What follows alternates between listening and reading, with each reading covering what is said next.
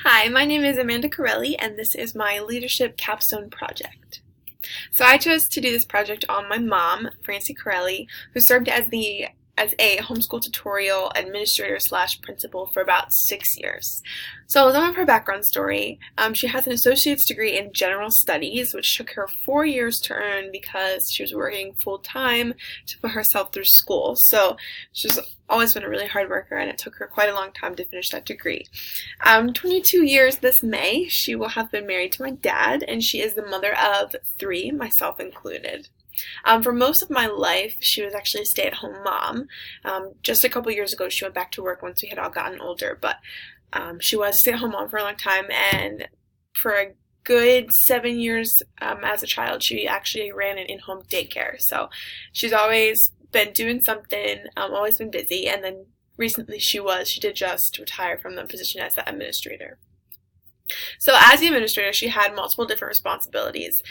During the summer, before the group would start for the school year, she spent a lot of time interviewing and admitting new members. And so the group had a culture that they wanted to keep ensure that stayed with all their members. So their admission process and interview process was super extensive.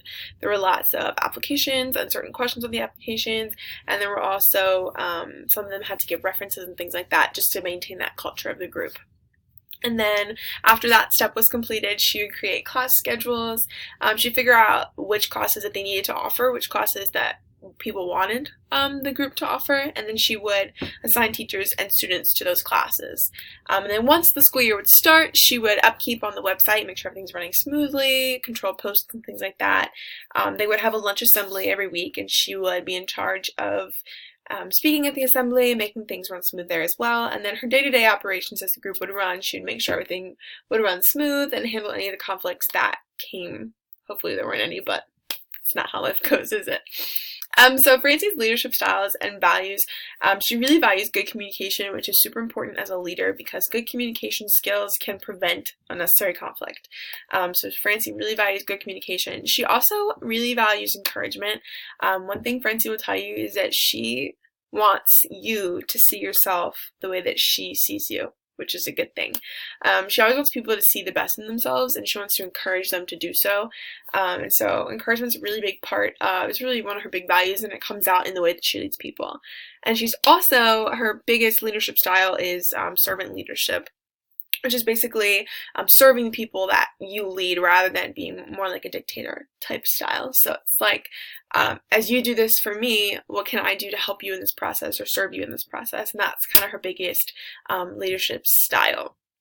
Also, one thing she actually doesn't know, because obviously the lollipop moments video is something that we watched, but she's really big into lollipop moments, which is basically those moments where you say something or you do something that seems super small or irrelevant to you that could potentially be monumental in someone else's life. The things that we do and that we say that we don't realize can be life-changing for someone. Those are called the lollipop moments. And that's definitely something I see in her a lot, and she doesn't realize she does it, I don't think. Francie's also a high influential personality. She is very outgoing. She's super, super creative. She's very friendly. She's definitely a people person. Those are all characteristics of a high influential personality.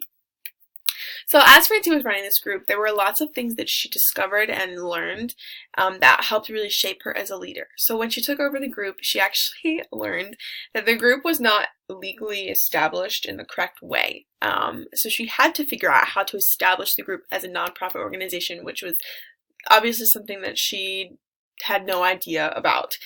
So she spent years, countless hours, reading books, working with lawyers, doing all this research, sometimes contacting the authors of the books she would read to ask as many questions as she could to figure out what it was that she needed to do to be able to establish the group as a nonprofit.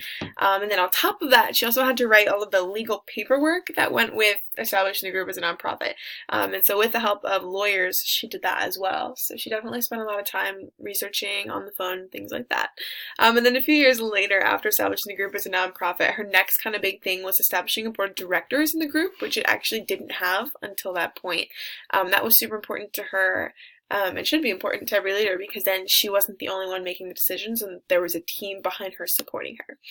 And one of the last things that she did towards the end of her time there was provide different types of training for the groups. And so one of those was an active shooter training for all the tutors of the group to obviously provide more and extra safety and the knowledge of what to do in an emergency situation. So through all of this, some of the things that Francie learned was how to be super tough and grow a thick skin. A lot of time, influential personalities are more sensitive, and so some of those problems and conflicts that you face as a leader can be directed towards you personally, even if it doesn't have anything to do with you. That's kind of just how it goes. And so through a lot of the things that she was dealing with, she had to really grow a thick skin and learn to just, kind of shrug it off because it really doesn't have anything to do with her. She also learned to work a lot harder, although I don't think that that's something she needed to learn. Also how to grow through conflict, and then how to keep the culture of the group through conflict and through struggles, which is super important because even when something's going on, that shouldn't completely drag down the group or destroy the group. We have to still stay as the things occur. So Francie communicated with her group in multiple different ways. She's an incredibly gifted speaker, and so during that lunch assembly every week, she would give verbal presentations. She would use videos and visual aids to assist her in her presentations and things like that. And then kind of behind the scenes, she would write emails and announcements and website posts and things like that. So she was definitely communicating in a lot of different ways.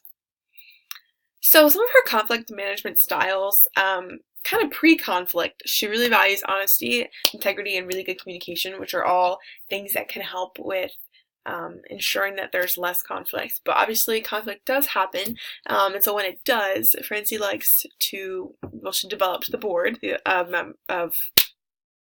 board of directors, that's what I was looking for, to assist her when conflict happened so that she could have people behind her helping her make the decisions.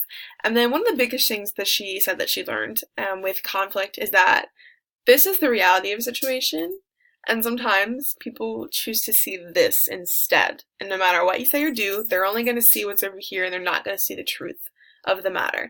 And that's just kind of how it goes. And working through that can be tough, but that's something that she had to learn. And also not to leave conflict unaddressed, because leaving conflict unaddressed can make the conflict so much worse. Even if it seems like it goes away at first, it doesn't.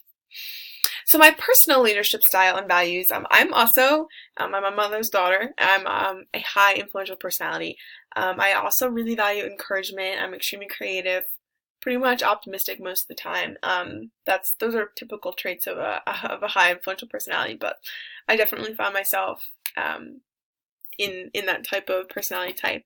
I also really value good communication because I've personally experienced how bad communication can negatively affect a group of people or a team. I've seen it a couple times actually in my life, and I have strived ever since in all of the teams that I've been a part of, whether I was a participant or a leader, to make sure that there's good communication because it can really prevent so much unnecessary conflict.